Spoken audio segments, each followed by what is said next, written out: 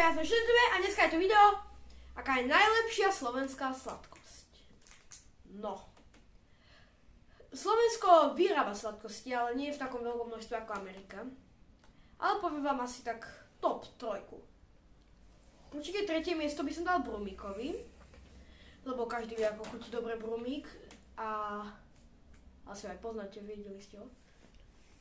Druhé miesto asi Alasku, ktorú vám aj tuto takto ukážem, pozrite. Alaska! A teda prvé, má teda Alaska pri chutie, teda čokoládovú, túto kokosovú, ktorú tu máme takto na ukážku. Takže vám ukážem takto zblízka. Vidíte, a ešte je tu aj Made in Slovakia. Čakajte. Toto je Made in Slovakia, tuto, pri tom QR kóde.